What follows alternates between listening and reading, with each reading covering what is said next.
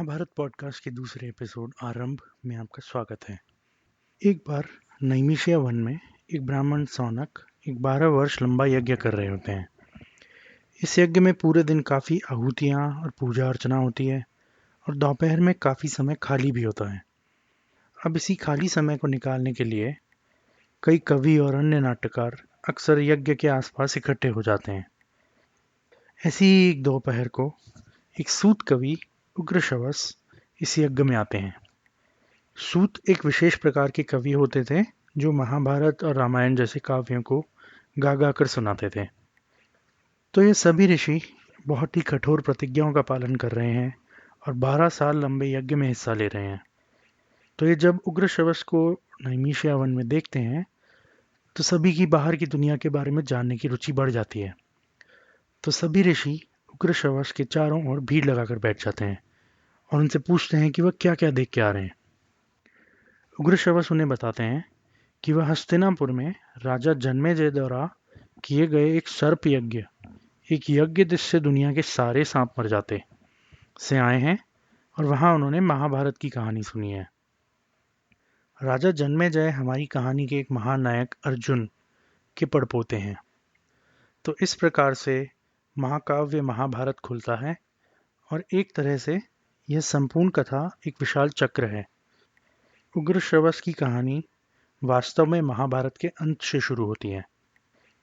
इस शुरुआती दृश्य में कुरुक्षेत्र का महान युद्ध कई पीढ़ियों पहले खत्म हो चुका है।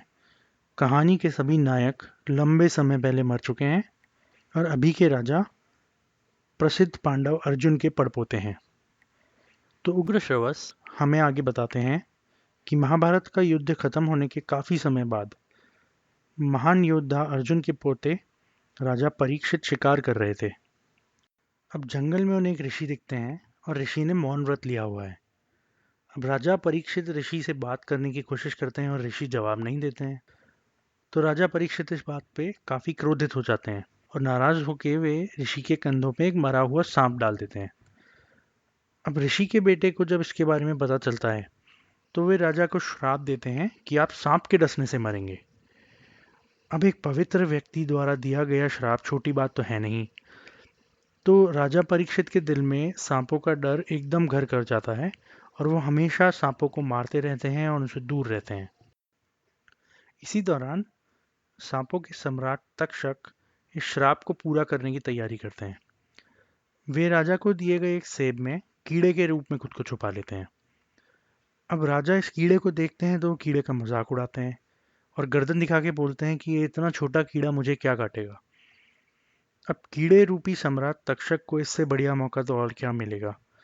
तो वो बिल्कुल समय बर्बाद नहीं करते, वापस सर्प रूप में आते हैं और राजा को काट लेते हैं और राजा परीक्षित मर जाते हैं। अब इसी कारण परीक्षित के बेटे जन्मेजय सांपों से जोरदार नफरत करने लगते हैं। आखिरकार जन्मेजय एक बहुत बड़े सांप यज्ञ की व्यवस्था करते हैं और सभी सांपों को यज्ञ में फेंककर मार डालने की कोशिश करते हैं। अब इस यज्ञ में सभी सांप तो मर जाते, तो इसीलिए ऋषि व्यास जन्मेजय के सामने प्रकट होके उन्हें ये यज्ञ करने से रोक देते हैं।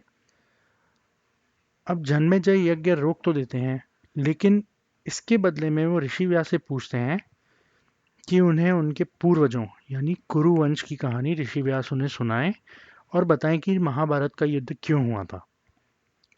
तो राजा के अनुरोध के बाद ऋषि व्यास अपने छात्र वैशंपायन को महाभारत की कहानी को पढ़ने के लिए कहते हैं। अब इसके आगे कहानी वैशंपायन के द्वारा पढ़ी जाती है। चूंकि ये सारी घटनाएं वास्तव में महाभारत के युद्ध के खत्म होने के बाद शुरू होती हैं, इसीलिए इस घटना के अंत में हमें देखना होगा कि कहानी को पहली बार कैसे बताया गया था। महाभारत के इतना लंबा होने का कारण यह भी है कि यह हमेशा चीज़ों के स्रोत से संबंधित रहती है। मानिए या ना मानिए, पर यह कहानी इतनी विस्तृत और गहरी हो जाती है कि यह हमें सांपों के पूर्वजों के बारे में भी बताती है। क्योंकि यह ज़्यादातर वंशावली की एक बहुत बड़ी सूची है, इसीलिए हम इसे संपूर्ण संस्करण के लिए छोड़ देंगे। अगर अभी यह सब जटिल लगता है तो इसके बारे में ज़्यादा चिंता ना करें। कहानी एक बहुत बड़ा चक्र है, इसीलिए जब हम कहानी के अंत तक पहुंच जाएंगे तब ये सभी पात्र आपको पुराने दोस्तों की तरह लगेंगे। अभी हम मुख्य कहानी के साथ आगे बढ़ेंगे और कुछ वर्षों में ठीक से वापस आ जाएंगे। अगले एपिसोड में प्रसिद्ध ऋषि व्यास के छात्र वैशंपायन महाभारत की कहानी शुरू करेंगे। हम देखेंगे कि कैसे सत्यवती एक मछली से पैदा हुई और कैसे यमुना नदी के एक द्वीप पर एक ही दिन में ऋषि व्यास का गर्भ धारण भी हुआ, जन्म भी हुआ और वे बड़े भी हो गए। जाने से पहले मैं महाभारत पर पॉडकास्ट के अपने अद्भुत काम के लिए लॉरेंस मांजो का शुक्रिया अदा करना चाहूँगा। इस पॉडकास्ट में मैं उनके प्रयासों से बड़ी प्रेरणा लेता हूँ और मैं उन्हें इसके लिए धन्यवाद करता हूँ। सुनने के लिए धन्यवाद।